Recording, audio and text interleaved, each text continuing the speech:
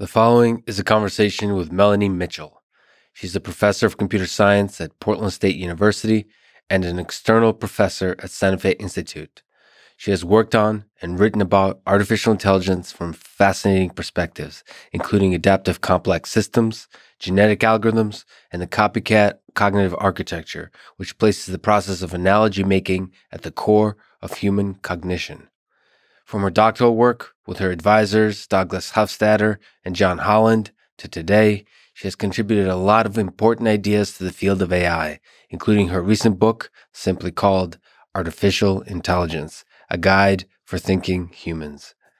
This is the Artificial Intelligence Podcast. If you enjoy it, subscribe on YouTube, give it 5 stars on Apple Podcast, support it on Patreon, or simply connect with me on Twitter at Lex Fridman, spelled Fridman. I recently started doing ads at the end of the introduction. I'll do 1 or 2 minutes after introducing the episode, and never any ads in the middle that can break the flow of the conversation. I hope that works for you and doesn't hurt the listening experience. I provide timestamps for the start of the conversation, but it helps if you listen to the ad and support this podcast by trying out the product or service being advertised. This show is presented by Cash App, the #1 finance app in the App Store. I personally use Cash App to send money to friends, but you can also use it to buy, sell, and deposit Bitcoin in just seconds. Cash App also has a new investing feature. You can buy fractions of a stock, say $1 worth, no matter what the stock price is. Brokerage services are provided by Cash App Investing, a subsidiary of Square and member SIPC. I'm excited to be working with Cash App to support one of my favorite organizations called FIRST, best known for their FIRST robotics and Lego competitions. They educate and inspire hundreds of thousands of students in over 110 countries and have a perfect rating on Charity Navigator, which means the donated money is used to maximum effectiveness. When you get Cash App from the App Store or Google Play and use code LEXPODCAST, you'll get $10, and Cash App will also donate $10 to FIRST, which again is an organization that I've personally seen inspire girls and boys to dream of engineering a better world. And now, here's my conversation with Melanie Mitchell. The name of your new book is Artificial Intelligence, subtitle, A Guide for Thinking Humans. The name of this podcast is Artificial Intelligence. So let me take a step back and ask the old Shakespeare question about roses. And what do you think of the term artificial intelligence for our big and complicated and interesting field? I'm not crazy about the term. I think it has a few problems because it means so many different things to different people. And intelligence is one of those words that isn't very clearly defined either. There's so many different kinds of intelligence, degrees of intelligence, approaches to intelligence. John McCarthy was the one who came up with the term artificial intelligence. And from what I read, he called it that to differentiate it from cybernetics, which was another related movement at the time. And he later regretted calling it artificial intelligence. Herbert Simon was pushing for calling it complex information processing, which got nixed, but, probably is equally vague, I guess. Is it the intelligence or the artificial in terms of words that's most problematic, would you say? Yeah, I think it's a little of both. But, it has some good sides because I personally was attracted to the field because I was interested in phenomenon of intelligence. Mm-hmm. And if it was called complex information processing, maybe I'd be doing something wholly different now. What do you think of, I've heard the term used, cognitive systems, for example. So using cognitive. Yeah, cognitive has certain associations with it, and people like to separate things like cognition and perception, which I don't actually think are separate. But often people talk about cognition as being different from sort of other aspects of intelligence. It's sort of higher level. So to you, cognition is this broad, beautiful mess of things that encompasses the whole thing. Memory, perception. I think it's hard to draw lines like that. When I was coming out of grad school in 1990, which is when I graduated, That was during one of the AI winters. And I was advised to not put AI, artificial intelligence, on my CV, but instead call it intelligent systems. Mm. So that was kind of a euphemism, I guess. What about, to stick briefly on terms and words, the idea of artificial general intelligence, or like Jan LeCun prefers human level intelligence, sort of starting to talk about ideas that achieve higher and higher levels of intelligence, and somehow artificial intelligence seems to be a term used more for the narrow, very specific applications of AI, and sort of what set of terms appeal to you to describe the thing that perhaps we strive to create? People have been struggling with this for the whole history of the field and defining exactly what it is that we're talking about. You know, John Searle had this distinction between strong AI and weak AI. Mm-hmm. And weak AI could be general AI, but his idea was strong AI was the view that a machine is actually thinking, that as opposed to simulating thinking or carrying out intelligent processes that we would call intelligent.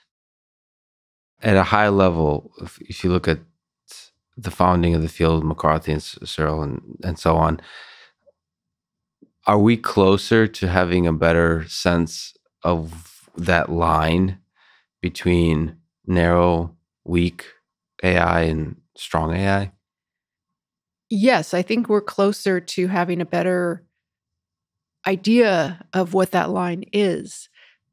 Early on, for example, a lot of people thought that playing chess would be, you couldn't play chess if you didn't have sort of general human level intelligence. And of course, once computers were able to play chess better than humans, that revised that view. And people said, okay, well, maybe now we have to revise what we think of intelligence as. Right. And so that's kind of been a theme throughout the history of the field, is that once a machine can do some task, we then have to look back and say, oh, well, that changes my understanding of what intelligence is, because I don't think that machine is intelligent. At least that's not what I want to call intelligence.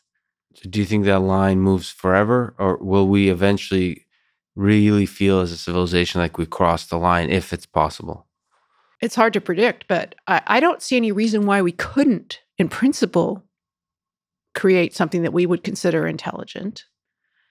I don't know how we will know for sure. Maybe our own view of what intelligence is will be refined more and more until we finally figure out what we mean when we talk about it. But I think eventually we will create machines, in a sense, that have intelligence. They may not be the kinds of machines we have now. And one of the things that that's going to produce is making us sort of understand our own machine-like qualities, that we, in a sense, are mechanical, in the sense that, like, cells are kind of mechanical. They have algorithms they process information by, and somehow out of this mass of cells, we get this emergent property that we call intelligence. But underlying it is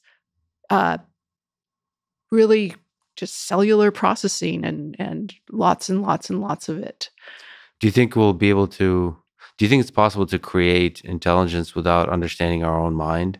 You said sort of in that process we'll understand more and more, but do you think it's possible to sort of create without really fully understanding, from a mechanistic perspective, sort of from a functional perspective, how our mysterious mind works? If I had to bet on it, I would say no, we do have to understand our own minds, at least to some significant extent.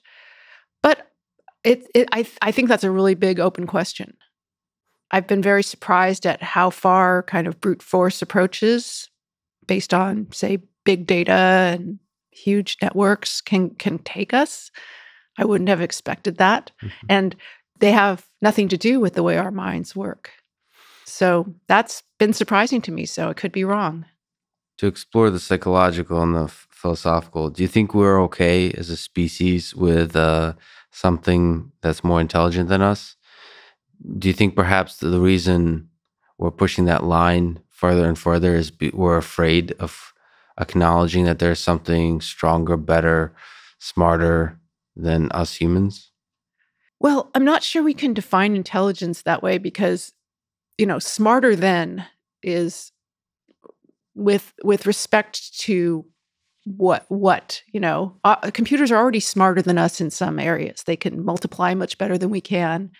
They can figure out driving routes to take much faster and better than we can. They have a lot more information to draw on.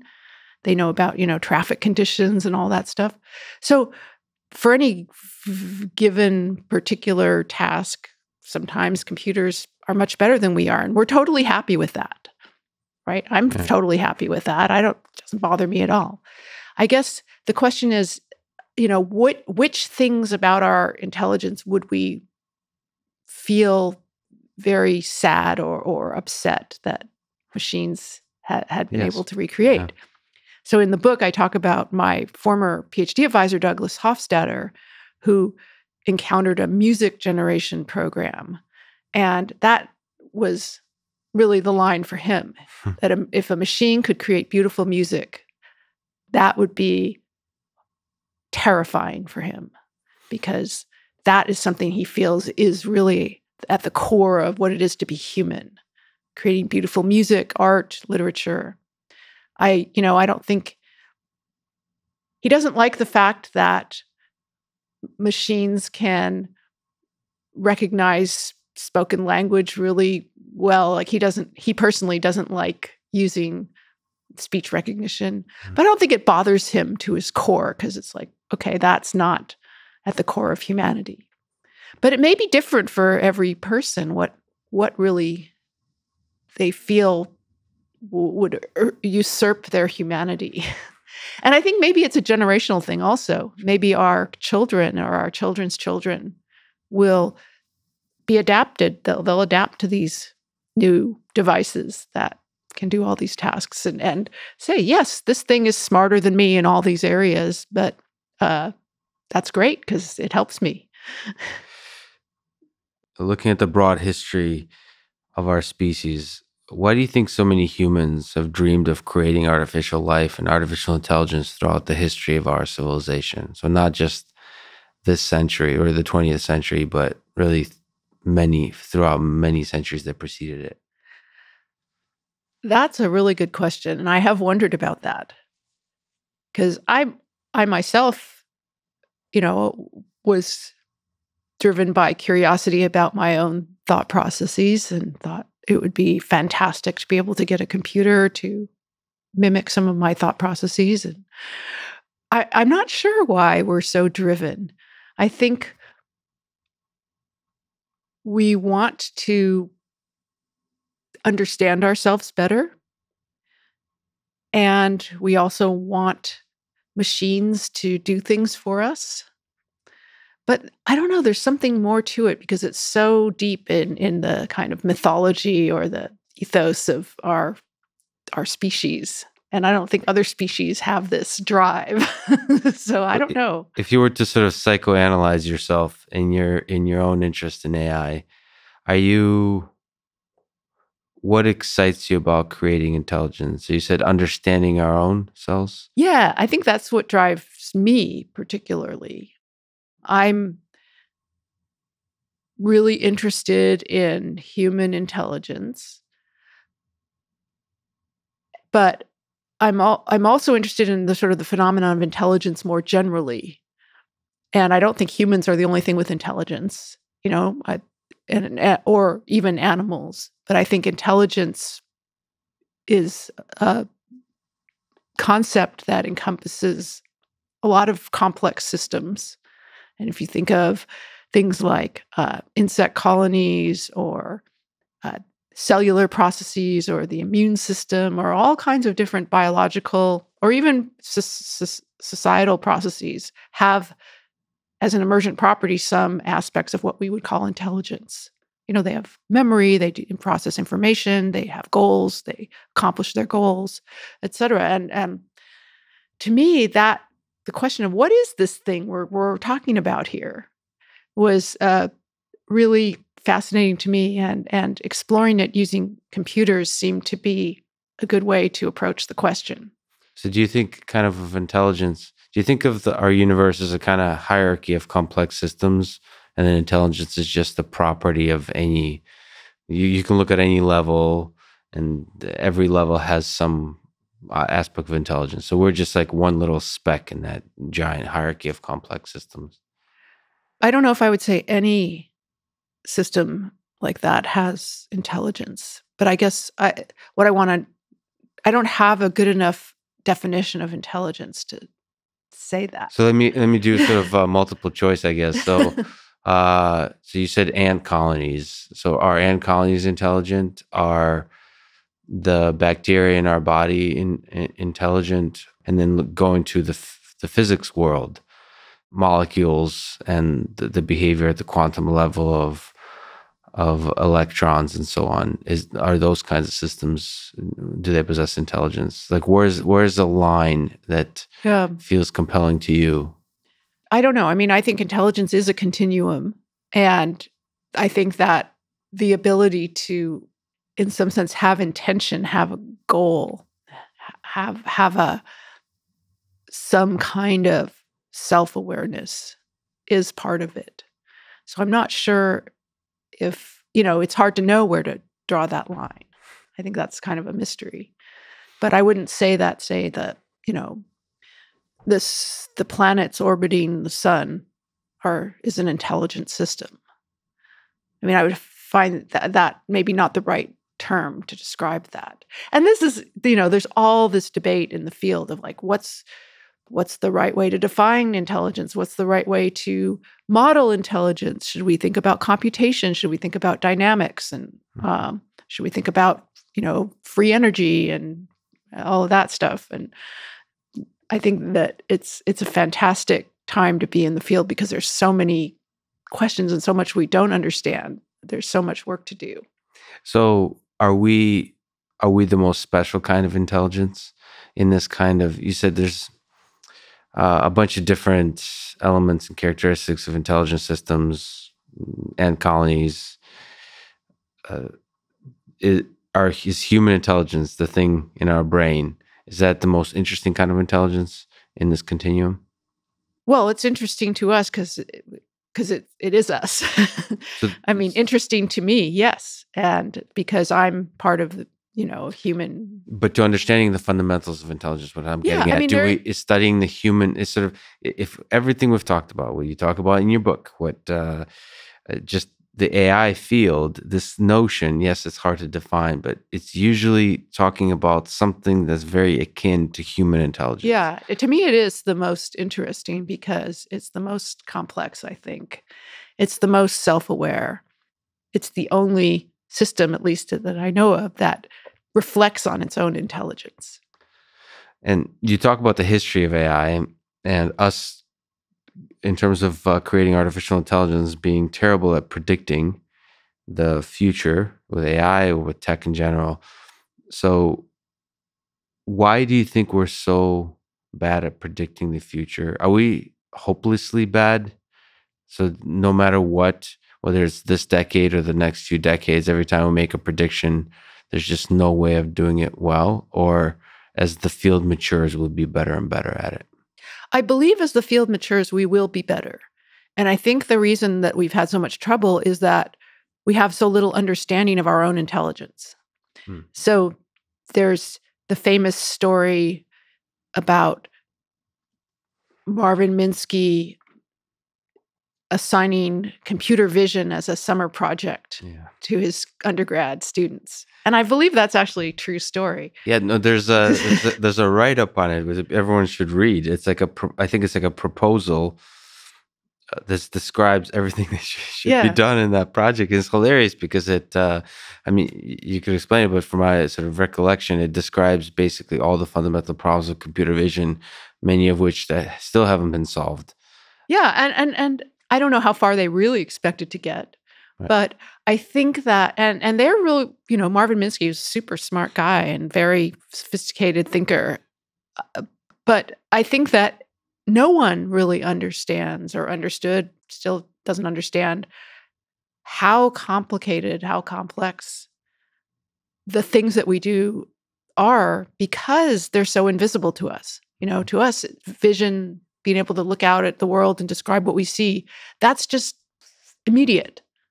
It feels like it's no work at all. So it didn't seem like it would be that hard. But there's so much going on unconsciously, sort of invisible to us, that I think we overestimate how easy it will be to get computers to do it. And sort of, for me to ask an unfair question, you've done research, you've thought about many different branches of AI, and through this book, widespread, looking at where AI has been and where it is today.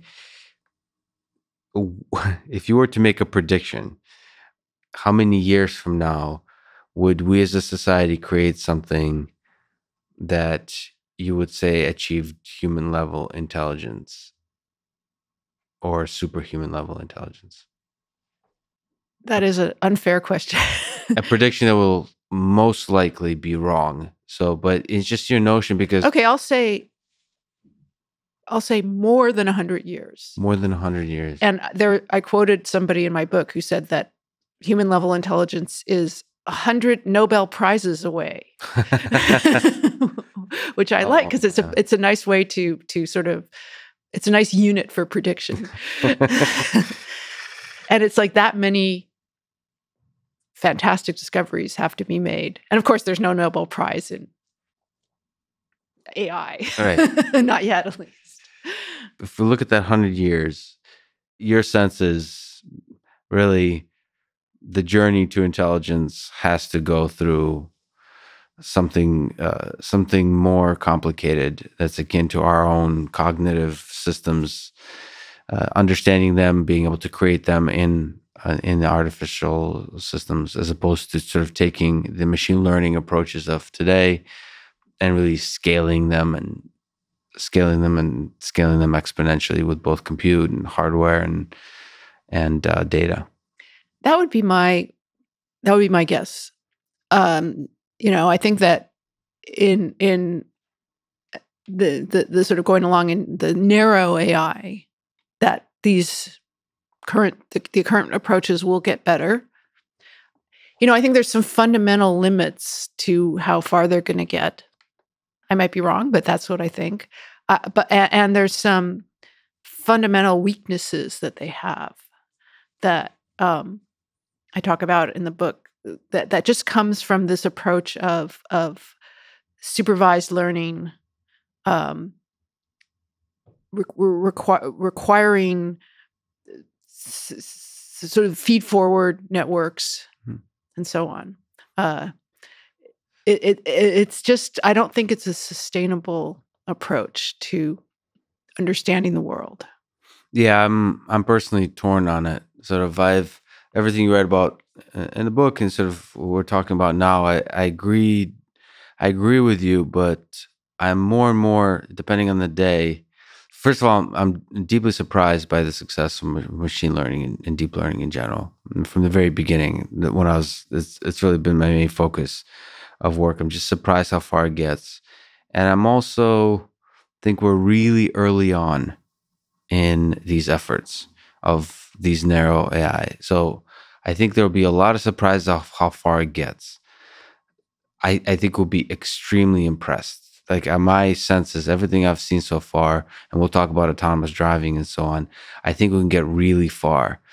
But I also have a sense that what we'll discover, just like you said, is that even though we'll get really far, in order to create something like our own intelligence is actually much farther than we realize. Right. I think these methods are a lot more powerful than people give them credit for, actually. So that, of course, there's the media hype, but I think there's a lot of researchers in the community, especially like not undergrads, right? But like people who've been in AI, they're skeptical about how far deep learning can get. And I'm more and more thinking that it can actually get farther than we realize. It's certainly possible.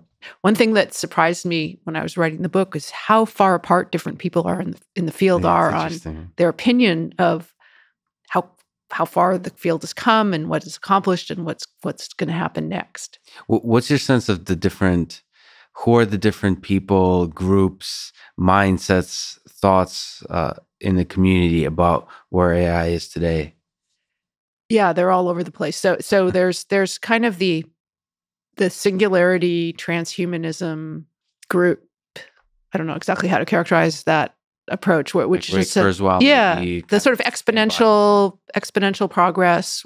We're on the sort of almost at the hugely accelerating part of the exponential, and in the next 30 years, we're going to see super intelligent AI and all of that, and we'll be able to upload our brains and that. So there's that kind of extreme view that I think most people who work in AI don't have.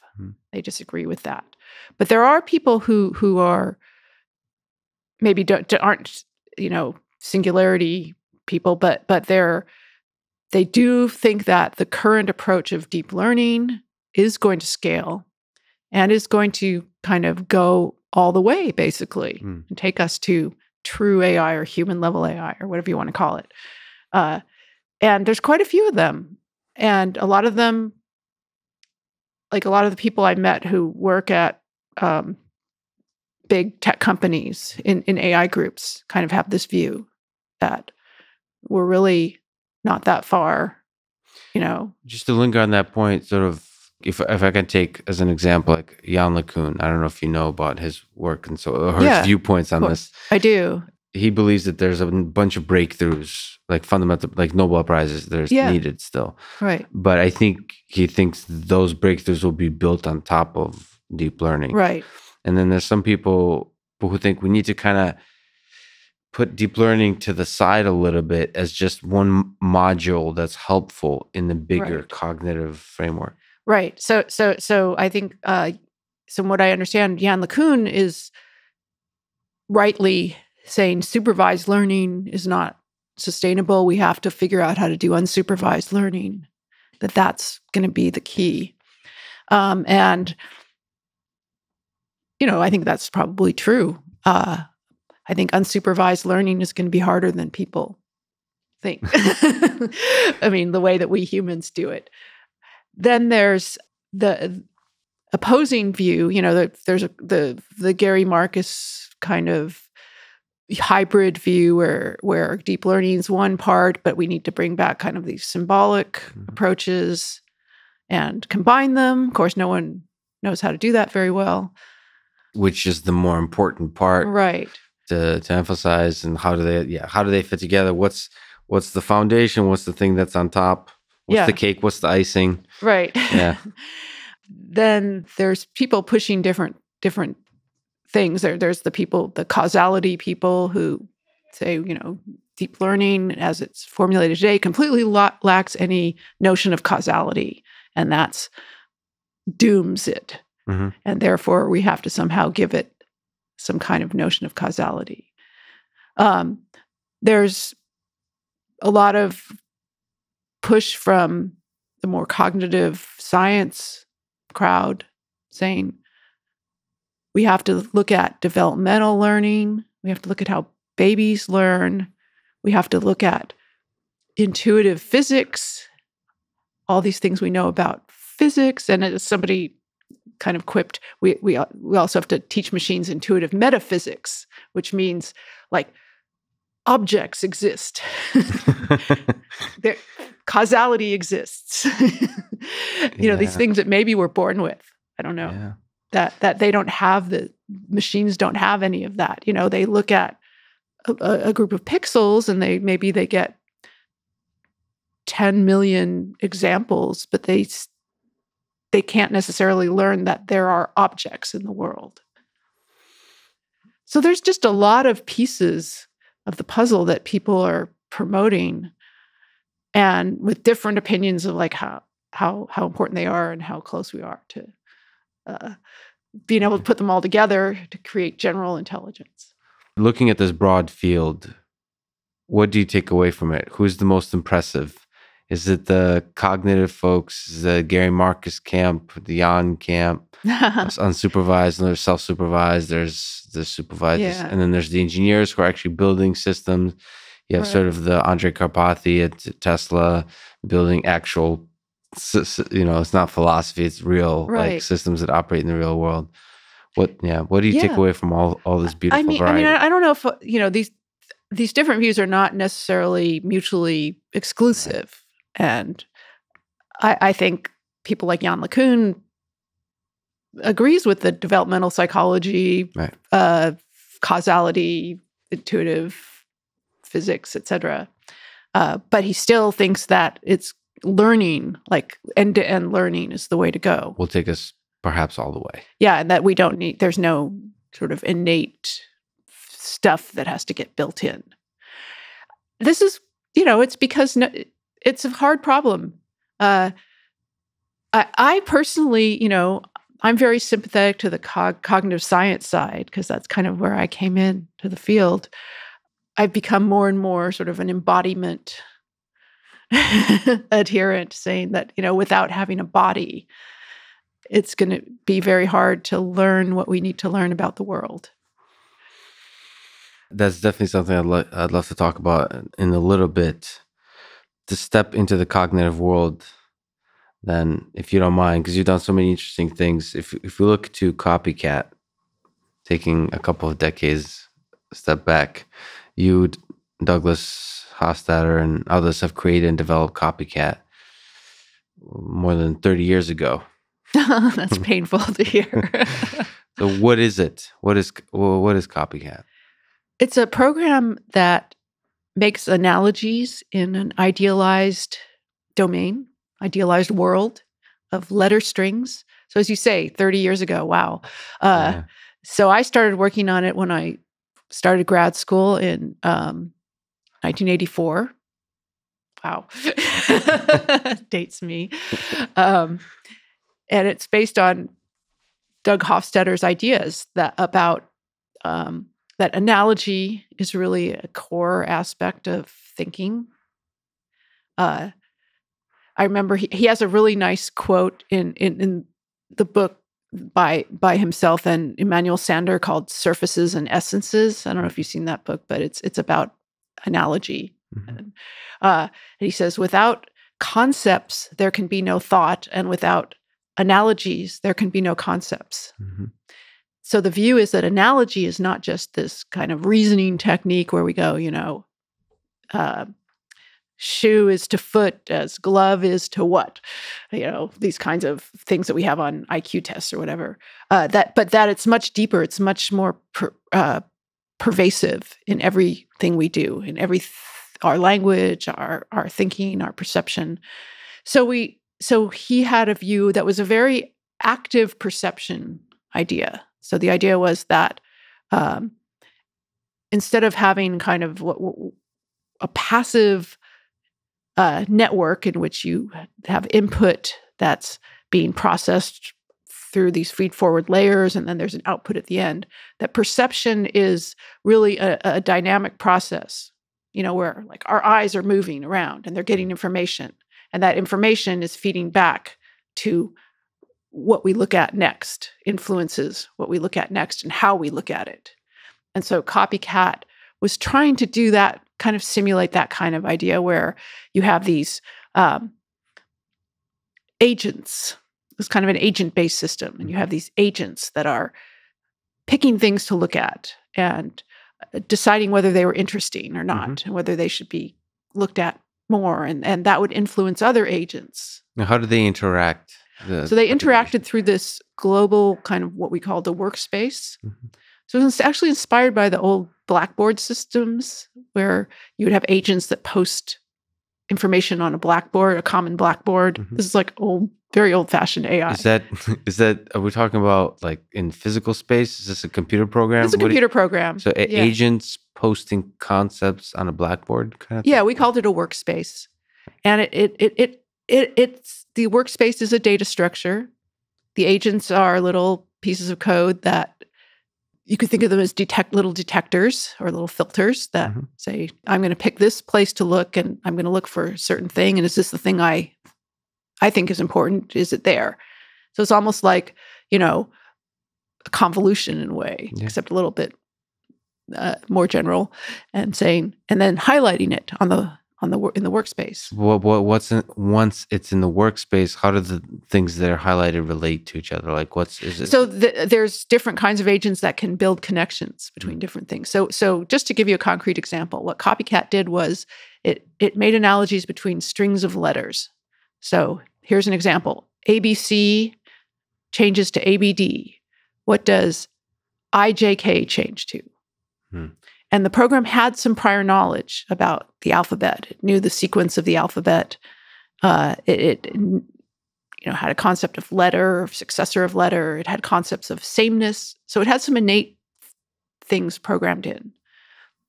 But then it could do things like, say, discover that ABC is a group of letters in succession. And then an agent can mark that. So the idea that there could be a sequence of letters, is that a new concept that's formed, or that's a concept that's a innate? Concept that's innate. Sort of, can you form new concepts, or are all concepts innate? So in this program, all the concepts of the program were innate. So because we weren't, obviously that limits it quite a bit. But what we were trying to do is say, suppose you have some innate concepts. How do you flexibly apply them to new situations? Right. And how do you make analogies? Let's step back for a second. So I really like that quote that you said, without concepts, there can be no thought, and without analogies, there can be no concepts.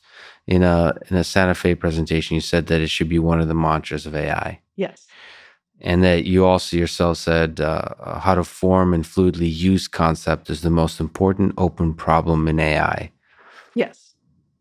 How to form and fluidly use concepts is the most important open problem in AI. So let's, what is a concept and what is an analogy? A concept is in some sense a fundamental unit of thought. So say we have a concept of a dog, okay? And a concept is embedded in a whole space of concepts, so that there's certain concepts that are closer to it or farther away from it. Are these concepts, are they really like fundamental, like we mentioned, innate, almost like axiomatic, like very basic, and then there's other stuff built on top of it? Or does this include everything? Are there complicated, like... You can certainly form new concepts. Right. I guess that's the question I'm asking. Yeah. Can you form new concepts that are complex combinations of other concepts? Yes, absolutely. And that's kind of what we do in learning. And then what's the role of analogies in that? So analogy is when you recognize that one situation is essentially the same as another situation. And essentially is kind of the key word there, because it's not the same. So if I say, last week I did a podcast interview in actually like 3 days ago in Washington, D.C. And that situation was very similar to this situation, although it wasn't exactly the same. It was a different person sitting across from me. We had different kinds of microphones. The questions were different. The building was different. There's all kinds of different things, but really it was analogous.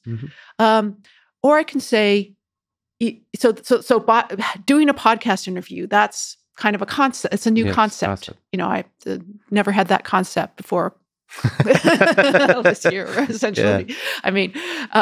And I can make an analogy with it like being interviewed for a news article in a newspaper. And I can say, well, you kind of play the same role that the newspaper reporter played. It's not exactly the same because maybe they actually emailed me some written questions rather than talking.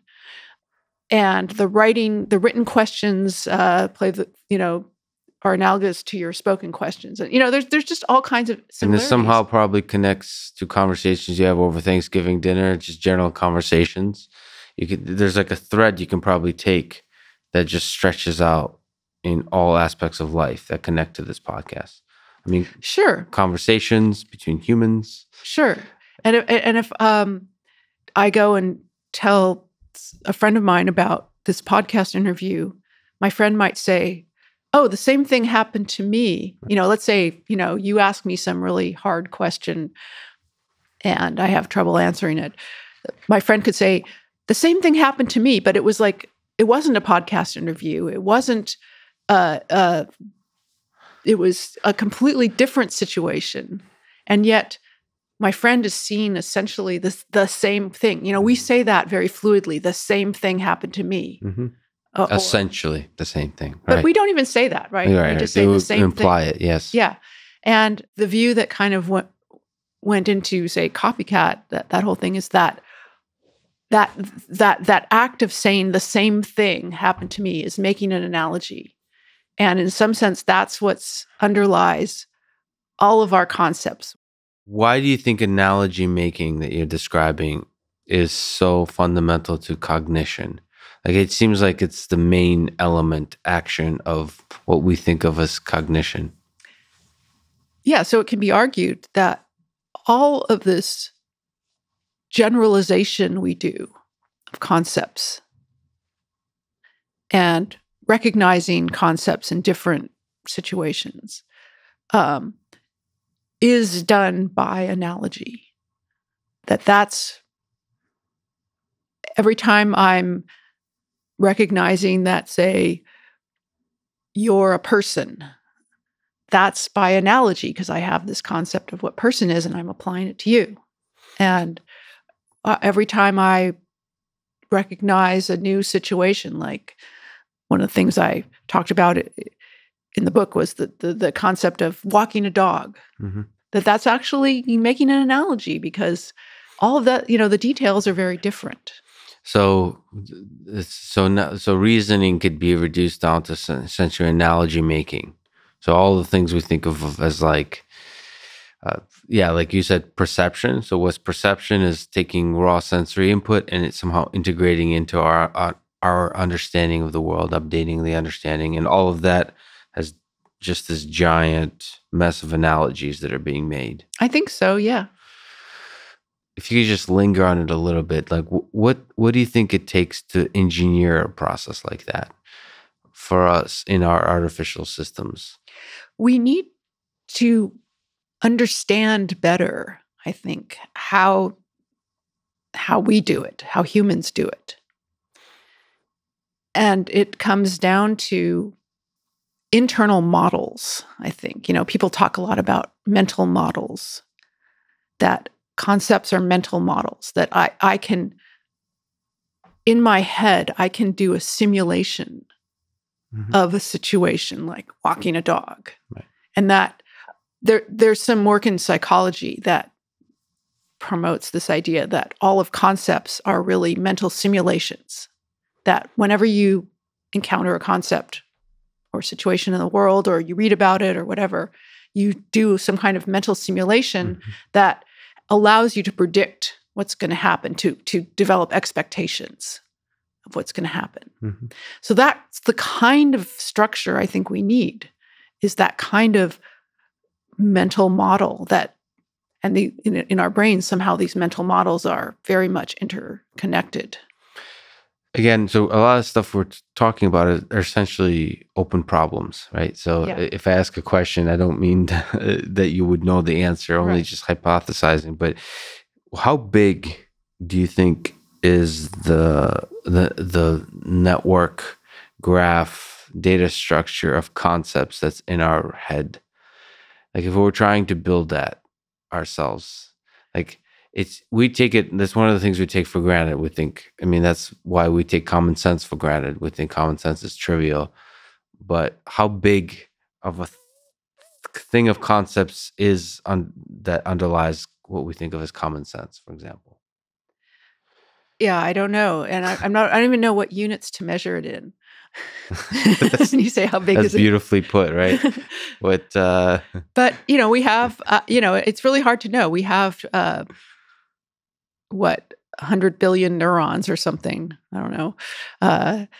And they're connected via trillions of synapses, and there's all this chemical processing going on. There's just a lot of capacity for stuff, and their information's encoded in different ways in the brain. It's encoded in chemical interactions. It's encoded in electric, like firing and firing rates, and nobody really knows how it's encoded. But it just seems like there's a huge amount of capacity. So I think it's huge. It's just enormous, and it's amazing how much stuff we know. Yeah. And but we know, and not just know like facts, but it's all integrated into this thing that we can make analogies with. Yes. There's a dream of semantic web, and there's a lot of dreams from expert systems of building giant knowledge bases. Do you see a hope for these kinds of approaches of converting Wikipedia into something that could be used in analogy making? Sure. And I think people have made some progress along those lines. I mean, people have been working on this for a long time. But the problem is, and this I think is the problem of common sense. Like, people have been trying to get these common sense networks. Here at MIT, there's this ConceptNet project, right?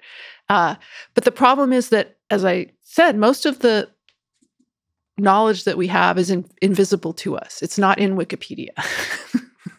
It's very basic things about, intuitive physics, intuitive psychology, intuitive metaphysics, all that stuff. If you were to create a website that described intuitive physics, intuitive psychology, would it be bigger or smaller than Wikipedia? What do you think? I guess described to whom? I'm sorry, but that's really good. It's exactly right. Yeah, that's a hard question because how do you represent that knowledge is the question, right? I can certainly write down F equals ma and Newton's laws, and a lot of physics can be deduced from that. But that's probably not the best representation of that knowledge for doing the kinds of reasoning we want a machine to do. So I don't know. It's impossible to say now. And people, the projects like there's the famous psych project, right? That Douglas Linott did. That was trying. I think still going. I think it's still going, and it's the idea was to try and encode all of common sense knowledge, including all this invisible knowledge, in some kind of logical representation. And it just never, I think, could do any of the things that he was hoping it could do, because that's just the wrong approach. Of course, that's what they always say, and then the history books will say, well, the psych project finally found a breakthrough in 2058 or something. And so much progress has been made in just a few decades that it could who knows what the next breakthroughs will be. It could be. It's certainly a compelling notion what the psych project stands for. I think Linott was one of the earliest people to say common sense is what we need. That's what we need. All this like expert system stuff, that is not going to get you to AI. You need common sense. And he basically gave up his whole academic career to go pursue that. And I totally admire that. But I think that the approach itself will not in 2020 or 2040 or wherever. What do you think is wrong with the approach? What kind of approach might be successful? Well, again, nobody knows the answer, right? If I knew that, one of my talks, one of the people in the audience, this was a public lecture, one of the people in the audience said, what AI companies are you investing in? I'm like, Investment advice? Okay. I'm a college professor for one thing, so I don't have a lot of extra funds to invest. But also, like, no one knows what's going to work in AI, right? That's the problem. Let me ask another impossible question in case you have a sense. In terms of data structures that will store this kind of information, do you think they've been invented yet, both in hardware and software? Or is something else needs to be, are we totally, I think something else has to be invented. That's my guess. Is the breakthroughs that's most promising, would that be in hardware or in software? Do you think we can get far with the current computers? Or do we need to do something that you... I see what you're saying. I don't know if Turing computation is going to be sufficient. Probably. I would guess it will. I don't see any reason why we need anything else. But so in that sense, we have invented the hardware we need, but we just need to make it faster and bigger. And we need to figure out the right algorithms and the right sort of architecture. Turing, that's a very mathematical notion. When we have to build intelligence, it's now an engineering notion where you throw all that stuff. Well, I guess it is a question. People have brought up this question, and when you asked about, like, is our current hardware, will our current hardware work? Well, Turing computation says that, like, our current hardware is in principle a Turing machine, right? Yes. So all we have to do is make it faster and bigger. But there have been people like Roger Penrose, if you might remember, that he said Turing machines cannot produce intelligence because intelligence requires continuous valued numbers. I mean, that was sort of my reading of his argument, and quantum mechanics and what else, whatever, But I don't see any evidence for that we need new computation paradigms. But I don't know if I don't think we're going to be able to scale up our current approaches to programming these computers. What is your hope for approaches like Copycat or other cognitive architectures? I've talked to the creator of SOAR, for example. I've used Actar myself. I don't know if you're familiar with those. I am. What do you think what's your hope of approaches like that in helping develop systems of greater and greater intelligence in the coming decades? Well, that's what I'm working on now, is trying to take some of those ideas and extending it. So I think there's some really promising approaches that are going on now that have to do with more active, generative models. So this is the idea of this simulation in your head of a concept. When you're perceiving a new situation, you have some simulations in your head. Those are generative models. They're generating your expectations. They're generating predictions. So that's part of a perception. You have a mental model that generates a prediction, then you compare it with... Yeah. And then the difference and you also that generative model is telling you where to look and what to look at and what to pay attention to. And I think it affects your perception. It's not that just you compare it with your perception. It becomes your perception in a way. It's kind of a mixture of the bottom up information coming from the world and your top down model being imposed on the world is what becomes your perception. So your hope is something like that can improve perception systems and that they can understand things better. Yes. Understand things. Yes. What's the step? What's the analogy making step there?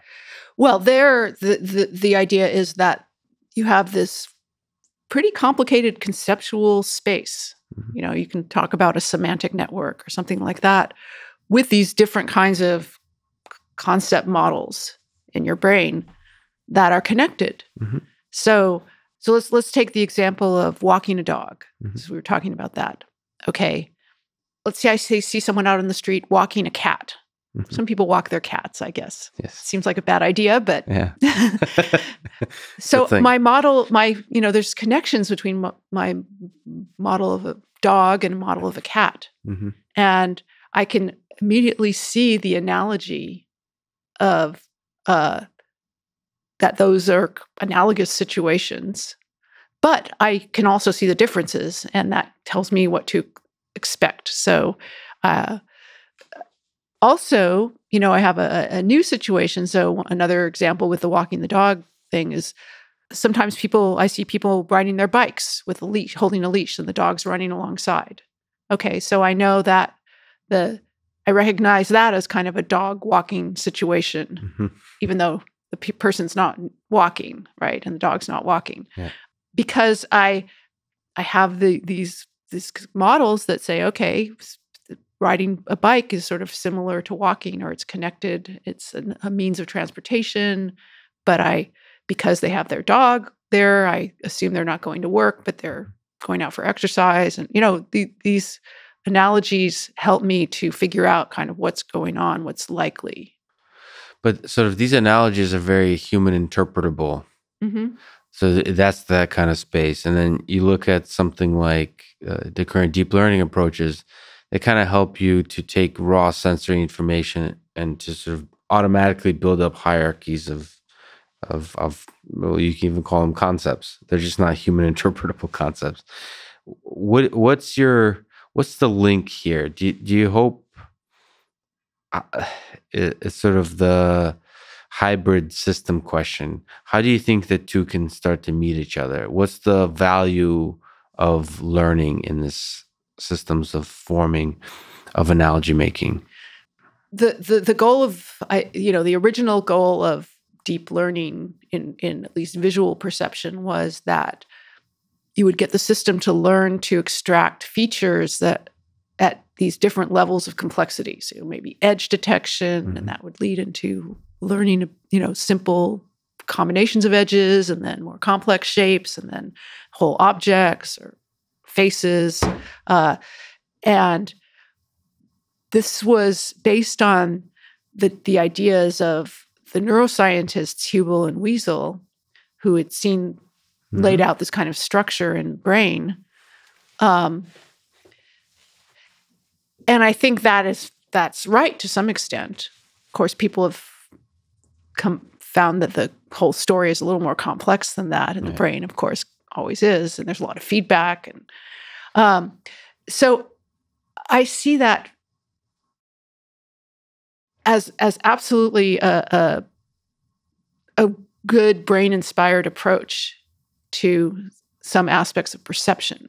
But one thing that it's lacking, for example, is all of that feedback, which is extremely important. The interactive element that you mentioned. The expectation, right? The conceptual level.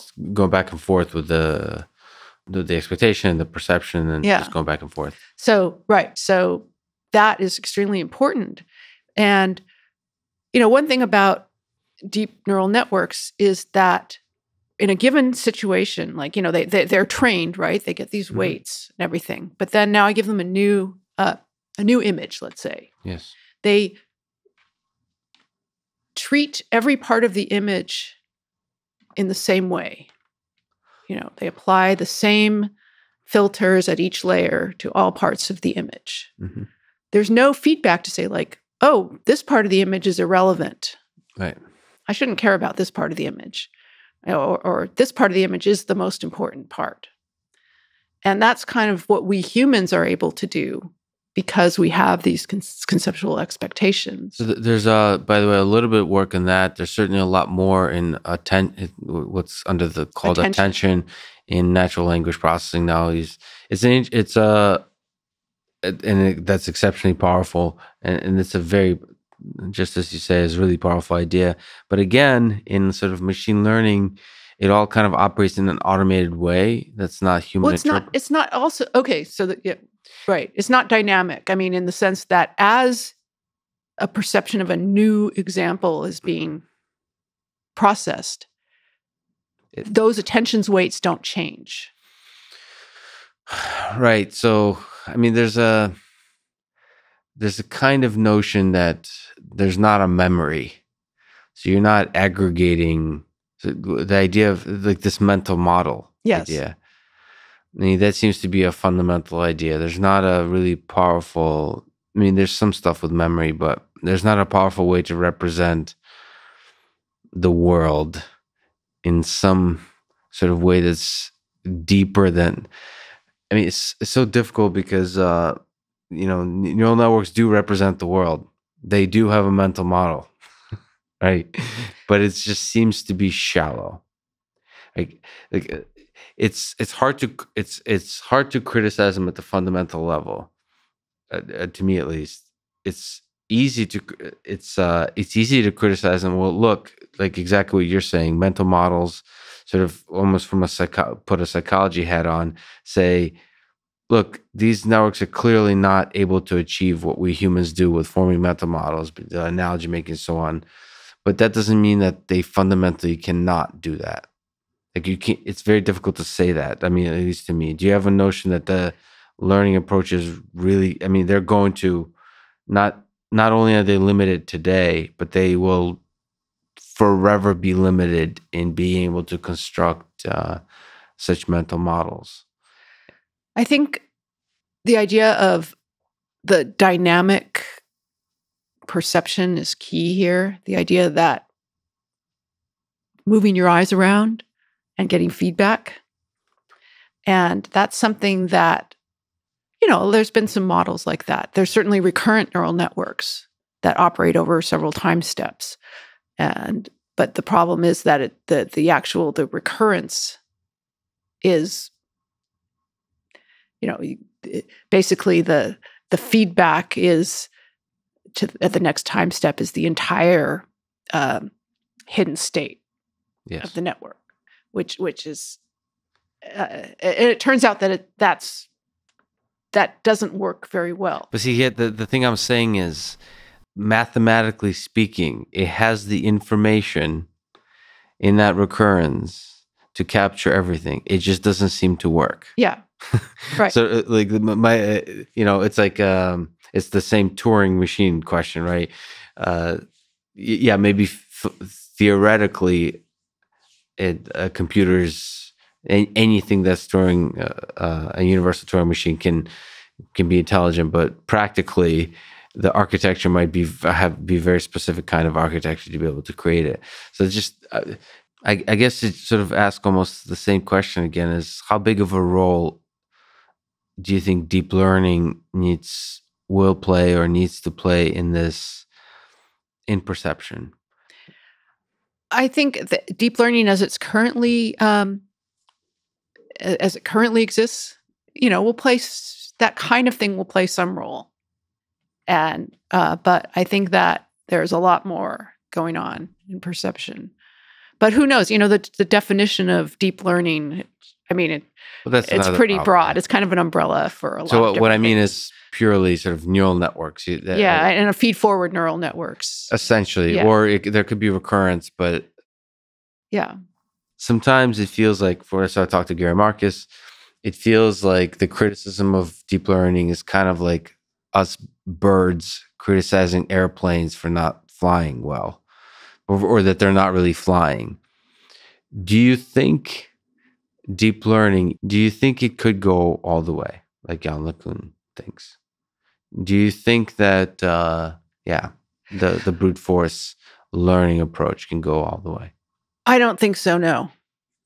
I mean, I think it's an open question, but I tend to be on the innateness side, that there's some things that we've been evolved to be able to learn, and that learning just can't happen without them.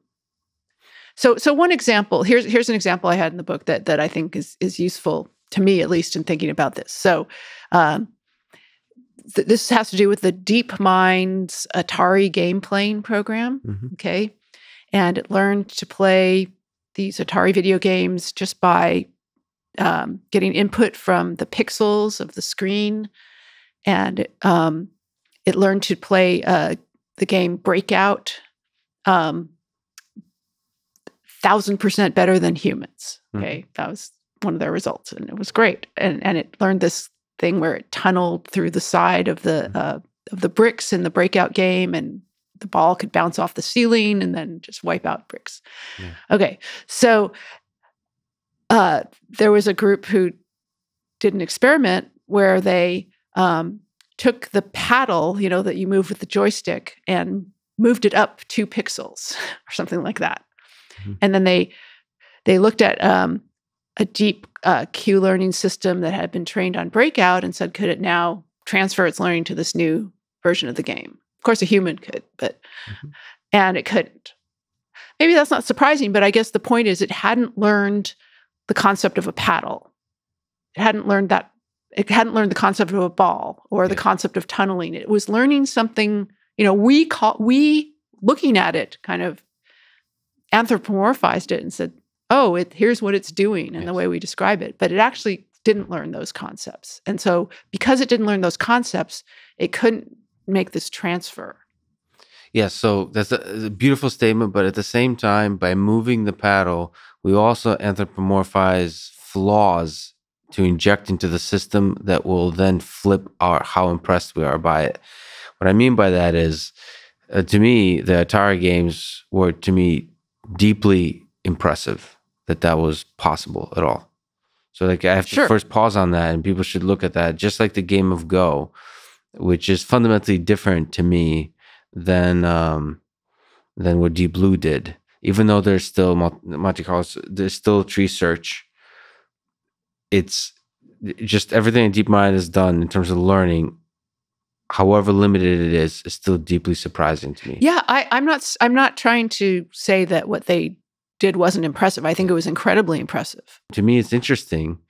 Is moving the board just another thing that needs to be learned? So, like, we've been able to maybe been able to, through the current neural networks, learn very basic concepts that are not enough to do this general reasoning, and then maybe with more data. I mean, the interesting thing about the examples that you talk about, and beautifully, is it's often flaws of the data.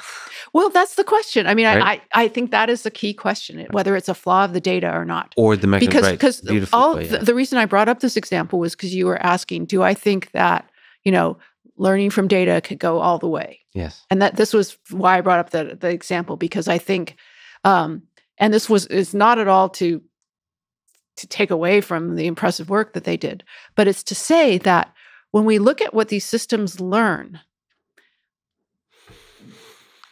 do they learn the things that we humans consider to be the relevant concepts?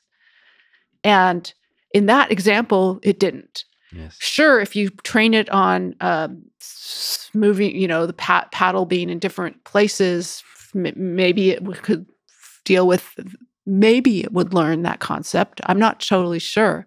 But the question is, scaling that up to more complicated worlds, to what extent could a machine that only gets this very raw data learn to divide up the world into relevant concepts? And I don't know the answer, but I would bet that without some innate notion, that it can't do it. Yeah. 10 years ago, I 100% agree with you as the most experts in AI system. But now I have I have a glimmer of hope. Okay. I mean, that's fair enough. And I think that's what deep learning did in the community is, no, if I had to bet all my money, it's 100% deep learning will not take us all the way. But there's still I was so personally sort of surprised by the Atari games, by Go, by the power of self-play, of just game playing against each other, that I was, like many other times, just humbled of how little I know about what's possible in I think fair enough. Self-play is amazingly powerful.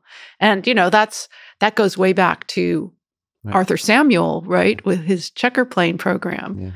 And which was brilliant and surprising that it did so well.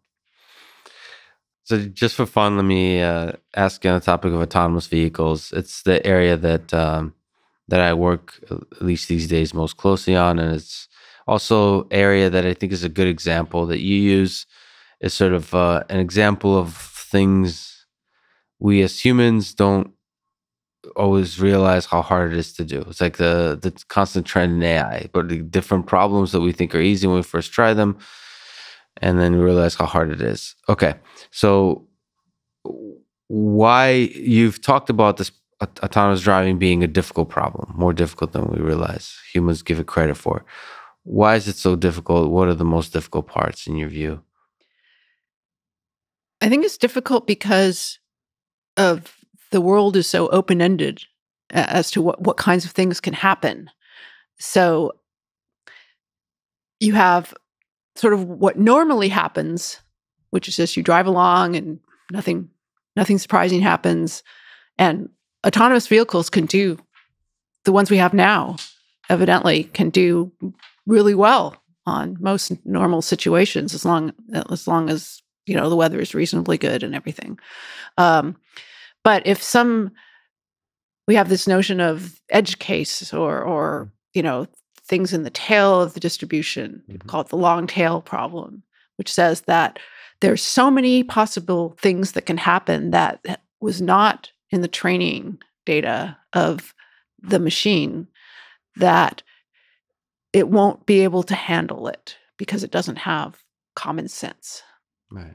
It's the paddle moved Yeah, problem. it's the paddle moved problem. Right. And so my understanding, and you probably are more of an expert than I am on this, is that current self-driving car vision systems have problems with obstacles, meaning that they don't know which quote unquote obstacles they should stop for and which ones they shouldn't stop for. And so a lot of times I read that they tend to slam on the brakes quite a bit. And the most common accidents with self-driving cars are people rear-ending them because they were surprised. They weren't expecting the car to stop. Yeah, so there's a lot of interesting questions there. Whether, because you mentioned kind of two things. So one is the problem of perception, of understanding, of interpreting the objects that are detected correctly, right? And the other one is more like the policy, the action that you take, how you respond to it.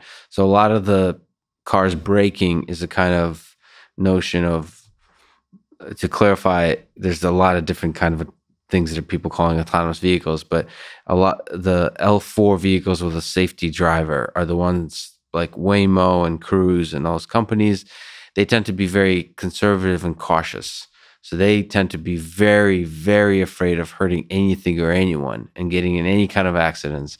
So their policy is very kind of, that results in being exceptionally responsive to anything that could possibly be an obstacle, right? Right, which the human drivers around it, it behaves unpredictably. That's not a very human thing to do, caution. That's not the thing we're good at, especially in driving. We're in a hurry, often angry, and et cetera, especially in Boston. So, and then there's sort of another, and a lot of times that's machine learning is not a huge part of that. It's becoming more and more unclear to me how much, sort of speaking to public information, because a lot of companies say they're doing deep learning and machine learning just to attract good candidates. The reality is, in many cases, it's still not a huge part of the perception. There's LiDAR and there's other sensors that are much more reliable for obstacle detection. And then there's Tesla approach, which is vision only. And there's I think a few companies doing that, but Tesla most sort of famously pushing that forward. And that's because the LiDAR is too expensive, right?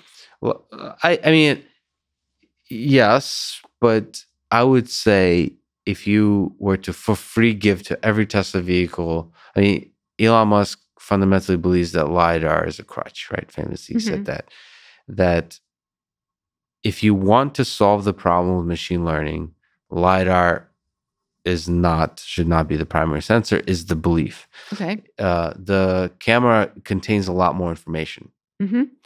So if you want to learn, you want that information. But if you want not to hit obstacles, you want LiDAR, right? It's sort of, it's this weird trade-off because, it's sort of what Tesla vehicles have a lot of, which is really the thing, the fallback, the primary fallback sensor is radar, which is a very crude version of LiDAR. It's a good detector of obstacles, except when those things are standing, right?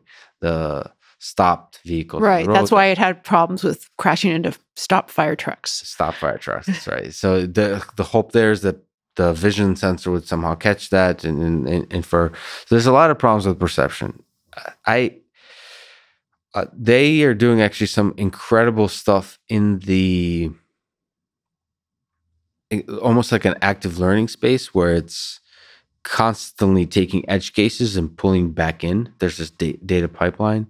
Another aspect that is really important that people are studying now is called multitask learning, which is sort of breaking apart this problem, whatever the problem is, in this case, driving, into dozens or hundreds of little problems that you can turn into learning problems.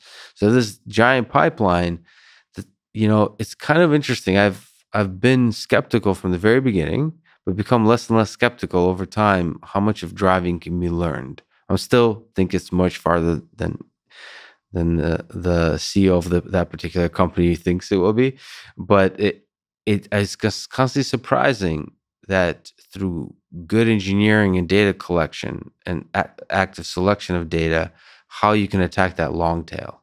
Mm-hmm. And it's an interesting open question that you're absolutely right. There's a much longer tail and all these edge cases that we don't think about. But it's a fascinating question that applies to natural language and all spaces. How big is that long tail? Right. And I mean, not to linger on the point, but what's your sense in driving in these practical problems of the human experience? Can it be learned? So what are your thoughts of sort of Elon Musk's thought? Let's forget the thing that he says it'll be solved in a year, but can it be solved in a reasonable timeline? Or do fundamentally other methods need to be invented? So I think that ultimately driving, so it's a trade-off in a way. Being able to drive and deal with any situation that comes up does require kind of full human intelligence. And even humans aren't intelligent enough to do it, because most human accidents are because the human wasn't paying attention or the human's drunk or whatever. And not because they weren't intelligent enough. And not because they weren't intelligent enough. Yeah. Right.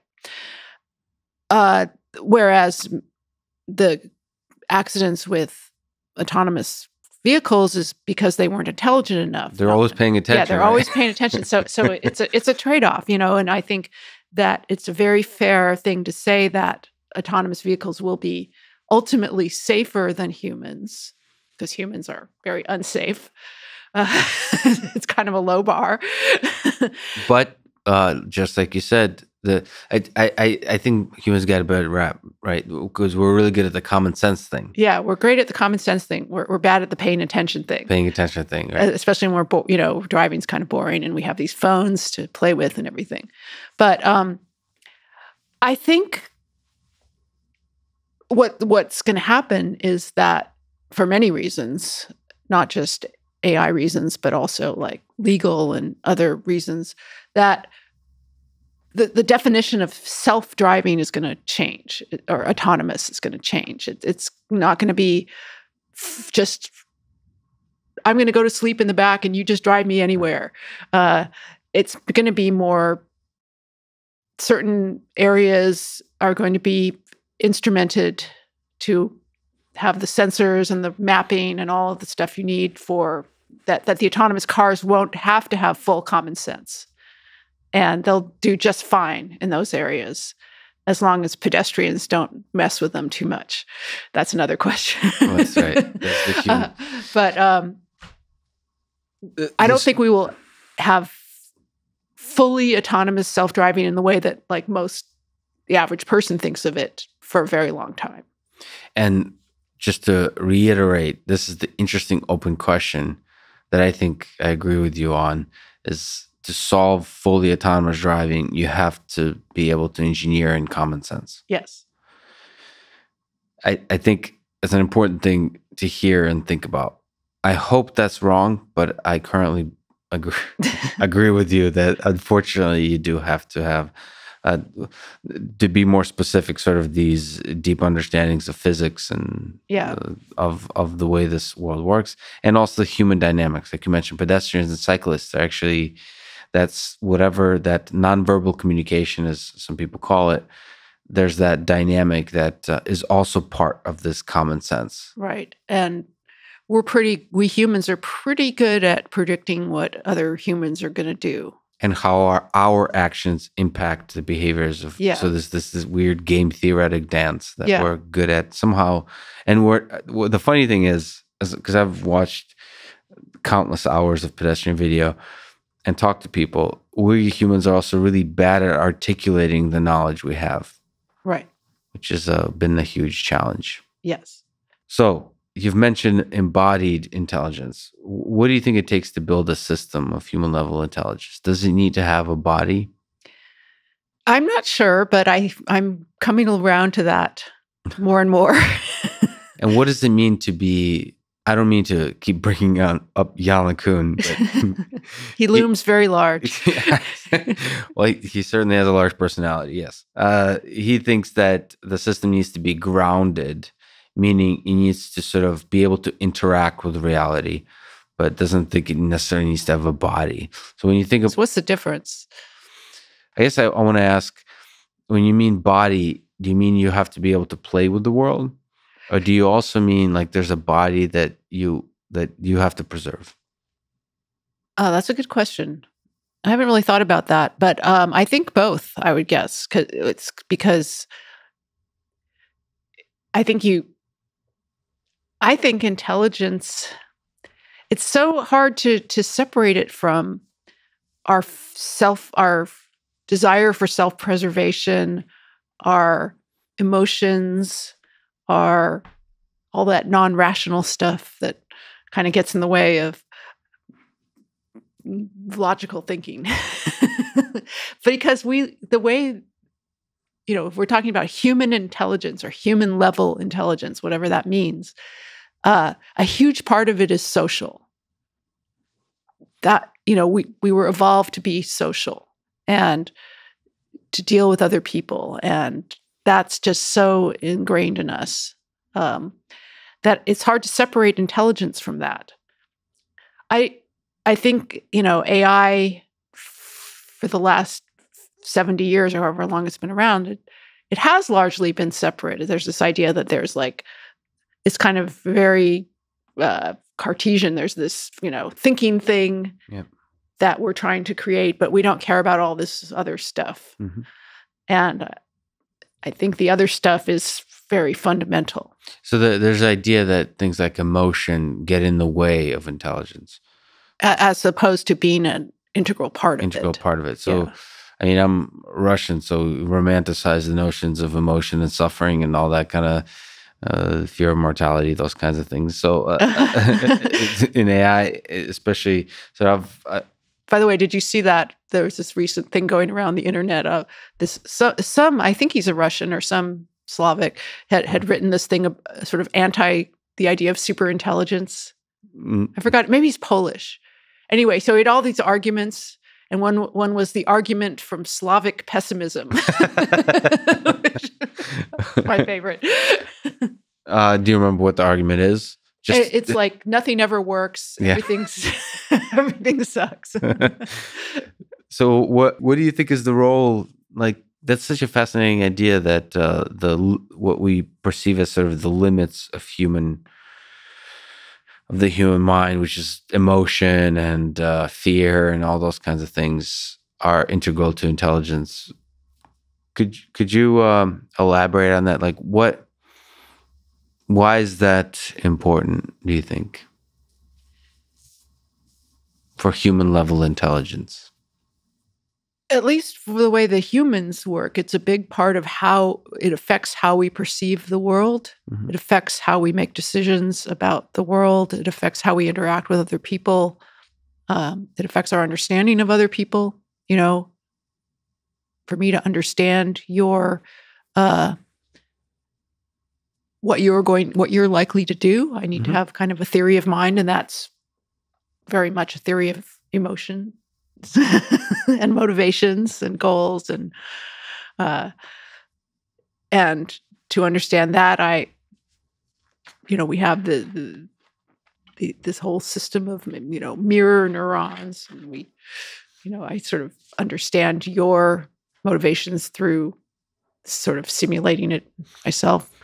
So, it's not something that I can prove that's necessary, but it seems very likely. So, okay. You've written the op-ed in the New York Times titled, "We Shouldn't Be Scared by Superintelligent AI." And it criticized a little bit Stuart Russell and Nick Bostrom. Can you try to summarize that article's key ideas? So it was spurred by an earlier New York Times op-ed by Stuart Russell, which was summarizing his book called Human Compatible.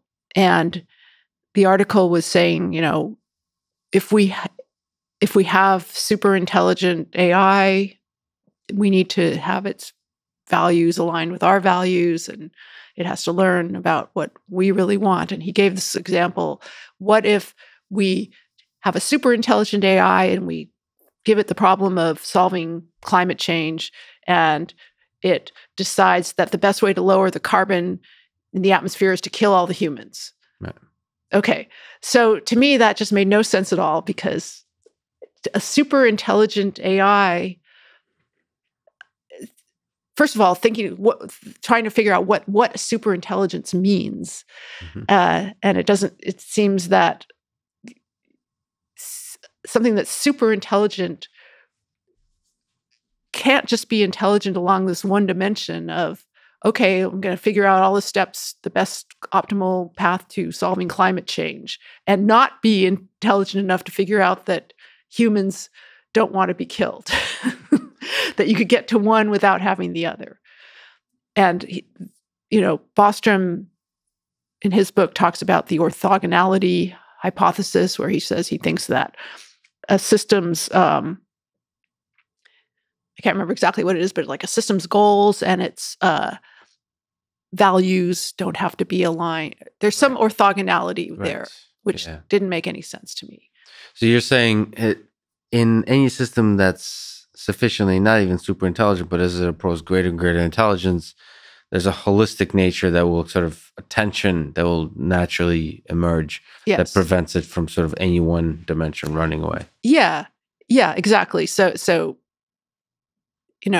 Bostrom had this example of the super intelligent AI that turns the world into paper clips, because its job is to make paper clips or something. And that just, as a thought experiment, didn't make any sense to me. Well, as a thought experiment or as a thing that could possibly be realized? Either.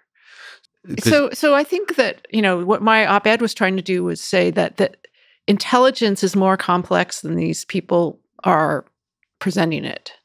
That it's not so separable. The rationality, the values, the emotions, all of that it's the view that you could separate all these dimensions and build a machine that has one of these dimensions and it's super intelligent in one dimension, but it doesn't have any of the other dimensions. That's what I was trying to criticize, that I don't believe that. So can I read a few sentences from Yoshua Benja, who is always super eloquent? So he writes, "I have the same impression as Melanie that our cognitive biases are linked with our ability to learn to solve many problems. They may also be a limiting factor for AI. However, this is a may, in quotes. Things may also turn out differently, and there's a lot of uncertainty about the capabilities of future machines. But more importantly for me, the value alignment problem is a problem well before we reach some hypothetical superintelligence.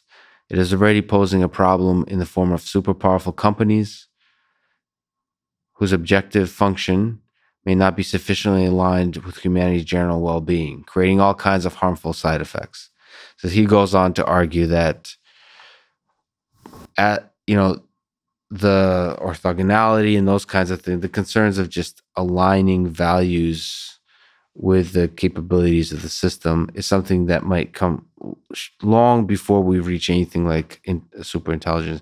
So your criticism is kind of really nicely saying this idea of super intelligent systems seem to be dismissing fundamental parts of what intelligence would take.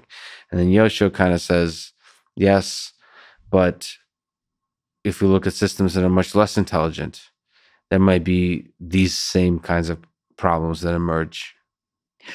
Sure. But I guess the example that he gives there of these corporations, that's people, right? Those are people's values. I mean, we're talking about people. The corporations their values are the values of the people who run those corporations. But the idea is the algorithm. That's right. So the fundamental person, the fundamental element of what does the bad thing is a human being. Yeah. But the algorithm kind of controls the behavior of this mass of human beings. Which algorithm? For a company that's so for example, if it's an advertisement-driven company that recommends certain things and encourages engagement, so sort of it gets money by encouraging engagement, and therefore the company more and more, it's like this cycle that builds an algorithm that enforces more engagement and maybe perhaps more division in the culture and so on and so on. I guess the question here is sort of who has the agency. So you might say, for instance, we don't want our algorithms to be racist. Right.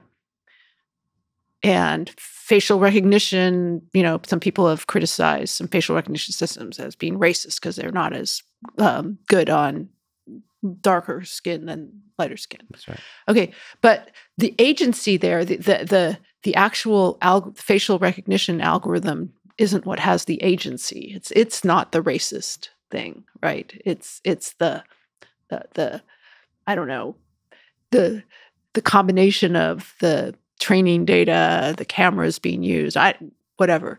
But my understanding of, and I say I agree with Bengio there that he, I think there are these value issues with our use of algorithms. But my understanding of what Russell's argument is more that the algorithm, the machine itself has the agency now. It's the thing that's making the decisions, and it's the thing that has what we would call values.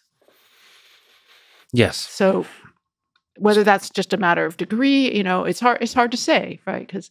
But I would say that's sort of qualitatively different than a face recognition neural network.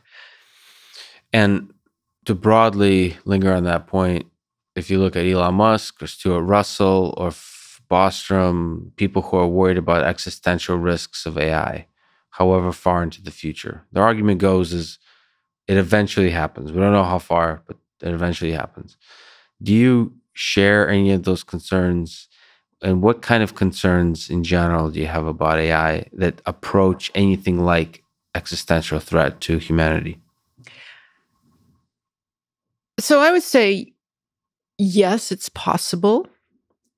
But I think there's a lot more closer in existential threats to humanity. Because you said like 100 years so your time. It's more than 100 years. More than 100 years. And so that means maybe even more than 500 years. I don't know. I mean, it's. So the existential threats are so far out that the future there'll be a million different technologies that we can't even predict now that will fundamentally change the nature of our behavior, reality, society, and so on before then. I think so. And, we have so many other pressing existential threats going on. Nuclear right weapons, even. And nuclear weapons, climate problems, poverty, possible pandemics. You can go on and on. And I think, though, worrying about existential threat from AI is it is not the best priority for what we should be worried about. That's kind of my view, because we're so far away. But I'm not necessarily criticizing Russell or Bostrom or whoever for worrying about that. And I think it's some people should be worried about it. It's certainly fine. But I was more sort of getting at their view of what intelligence is. Mm-hmm. So I was more focusing on like their view of the super intelligence than just the fact of them worrying. And the title of the article was written by the New York Times editors. I wouldn't have called it that. We shouldn't be scared by superintelligent AI. No. If you wrote it, it'd be like, we should redefine what you mean by superintelligent. I actually said something like superintelligence is not is not a sort of coherent idea. But that's not like something the New York Times would put in. And the follow-up argument that Yoshio makes, also not argument but a statement, and I've heard him say it before, and I think I agree. He's kind of has a very friendly way of phrasing it as, it's good for a lot of people to believe different things. He's such a nice guy. Yeah, well, no, but it's also practically speaking, like, we shouldn't be like, while your article stands, like, Stuart Russell does amazing work, Bostrom does amazing work, you do amazing work, and even when you disagree about the definition of superintelligence or the usefulness of even the term, it's still useful to have people that like use that term, right? And then argue. It's sure. I absolutely agree with Benjo there, and I think it's great that and it's great that the New York Times will publish all this stuff. So. That's right. It's an exciting time to be here. What do you think is a good test of intelligence? Like, is natural language ultimately a test that you find the most compelling, like the original, or the higher levels of the Turing test? Kind of, yeah. Yeah, I still think the original idea of the Turing test is a good test for intelligence. I mean, I can't think of anything better. The Turing test, the way that it's been carried out so far, has been very impoverished, if you will. But I think a real Turing test that really goes into depth, like the one that I mentioned, I talk about in the book, I talk about Ray Kurzweil and Mitchell Kapoor have this bet, mm-hmm. right? That in 2029, I think is the date, a machine will pass the Turing test. And Turing says, and they have a very specific, like many hours, expert judges, and all of that. And Kurzweil says yes, Kapoor says no. And we only have like 9 more years to go to see. But if a machine could pass that, I would be willing to call it intelligent. Of course, nobody will. They will say that's just a language model, right? If it does. So you would be comfortable. So language, a long conversation you're right, because I think probably to carry out that long conversation, you would literally need to have deep common sense understanding of the world. I think so. And conversation is enough to reveal that. I think perhaps so. It is. So another super fun topic of complexity that you have worked on, written about. Let me ask the basic question. What is complexity? So complexity is another one of those terms, like intelligence, that is perhaps overused. But my book about complexity was about this wide area of complex systems, studying different systems in nature, in technology, in society, in which you have emergence. Kind of like I was talking about with intelligence. We have the brain, which has billions of neurons. And each neuron individually could be said to be not very complex compared to the system as a whole. But the system, the interactions of those neurons and the dynamics creates these phenomena that we call intelligence or consciousness, that we consider to be very complex. So the field of complexity is trying to find general principles that underlie all these systems that have these kinds of emergent properties. And the emergence occurs from, like, underlying the complex system is usually simple fundamental interactions. Yes. And the emergence happens when there's just a lot of these things interacting. Yes. Sort of and then most of science to date, can you talk about what is reductionism? Well, reductionism is when you try and take a system and divide it up into its elements, whether those be cells or atoms or subatomic particles, whatever your field is, and then try and understand those elements, and then try and build up an understanding of the whole system by looking at sort of the sum of all the elements. Yeah, so what's your sense, whether we're talking about intelligence or these kinds of interesting, complex systems, is it possible to understand them in a reductionist way, which is probably the approach of most of science today, right? I don't think it's always possible to understand the things we want to understand the most. So I don't think it's possible to look at single neurons and understand what we call intelligence, to look at sort of summing up. And the summing up is the issue here, that we're, the one example is that the human genome, right? So there was a lot of work on excitement about sequencing the human genome, because the idea would be that we'd be able to find genes that underlie diseases. But it turns out that, and it was a very reductionist idea, we figure out what all the parts are, and then we would be able to figure out which parts cause which things. But it turns out that the parts don't cause the things that we're interested in. It's like the interactions, it's the networks of these parts. And so that kind of reductionist approach didn't yield the explanation that we wanted.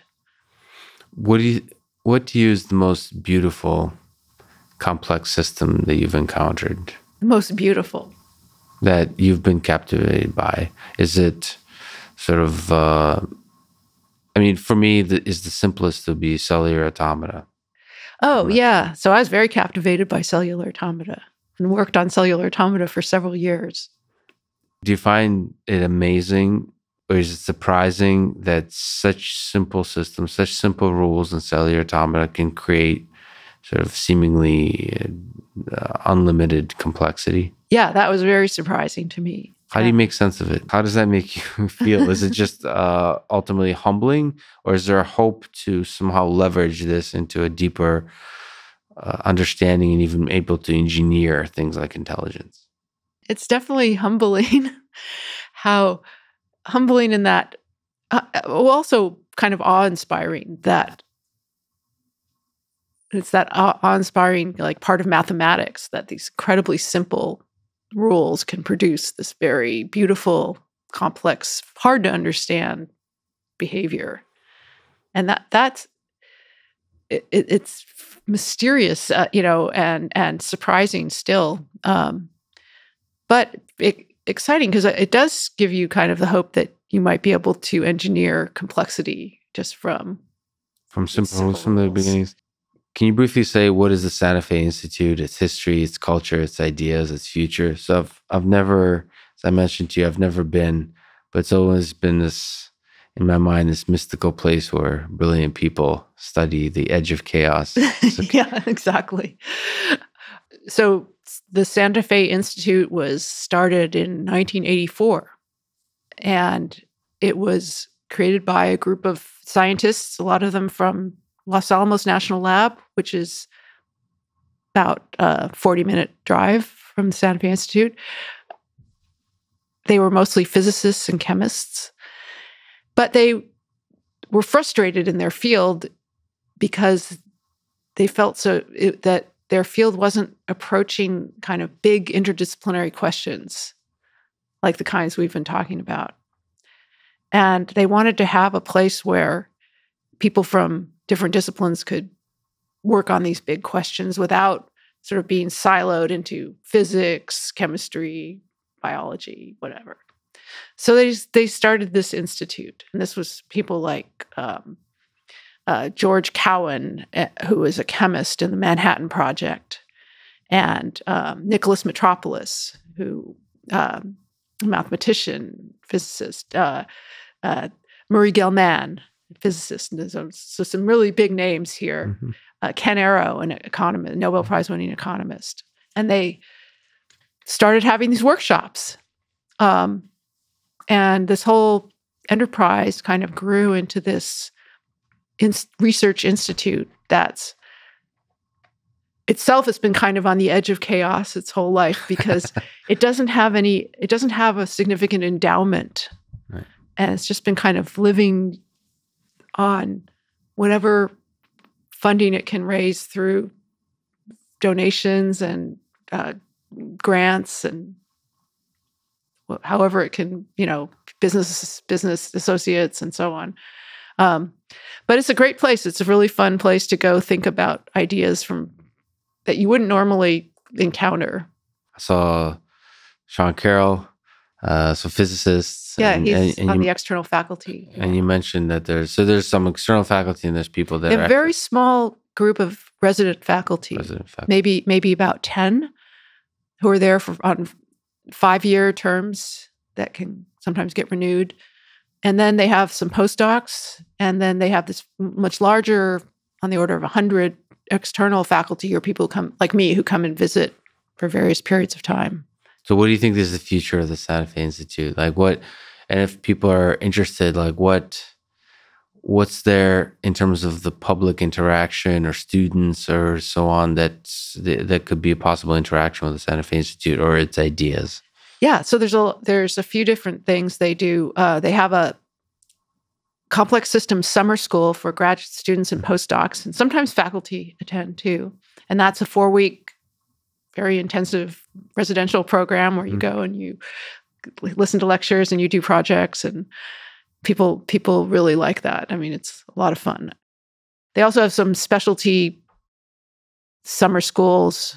There's one on computational social science. There's one on climate and sustainability, I think it's called. There's a few. And then they have short courses where just a few days on different topics.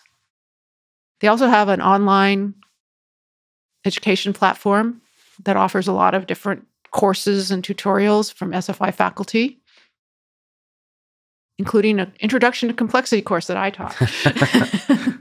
Awesome. And there's a bunch of talks too online there's guest speakers and so on. They host a lot of they have sort of technical seminars and colloquia. They also and they have a community lecture series, like public lectures, and they put everything on their YouTube channel so you can see it all. Watch it.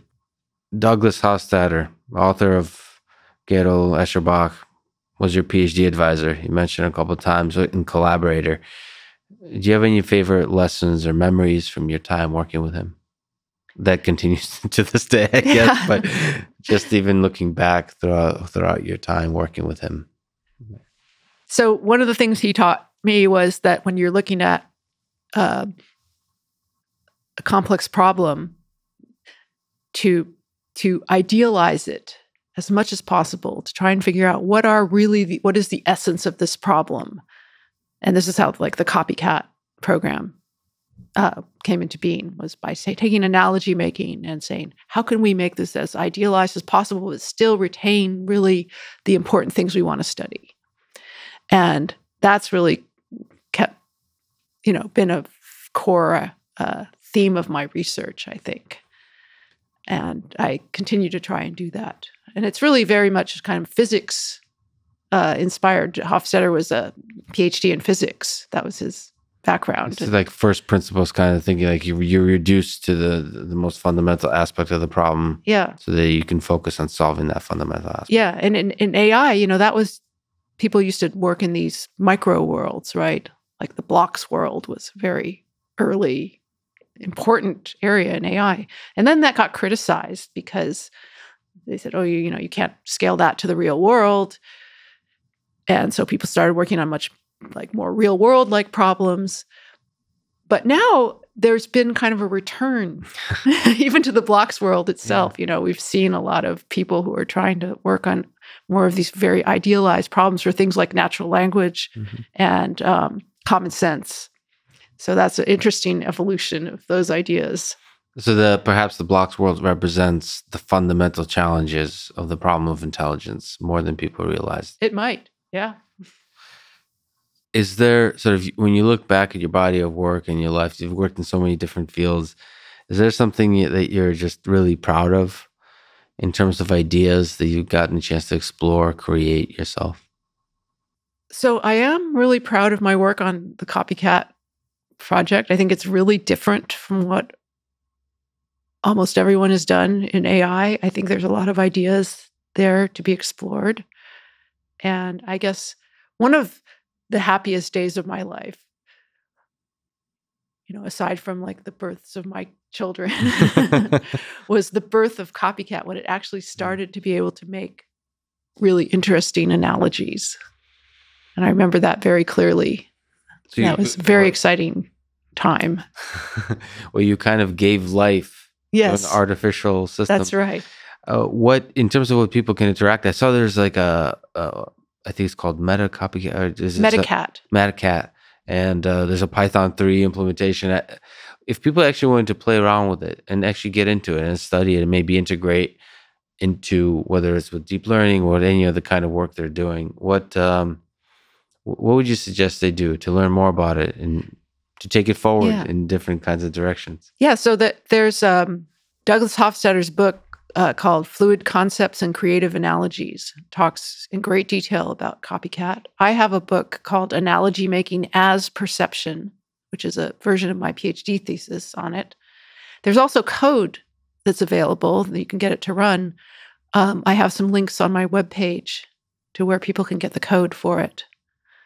And I think that would really be the best way to get into it. Dive in, and play with it. Well, Melanie, it was an honor talking to you. I really enjoyed it. Thank you so much for your time today. Thanks. It's been really great. Thanks for listening to this conversation with Melanie Mitchell. And thank you to our presenting sponsor, Cash App. Download it. Use code LEXPODCAST. You'll get $10, and $10 will go to FIRST, a STEM education nonprofit that inspires hundreds of thousands of young minds to learn and to dream of engineering our future.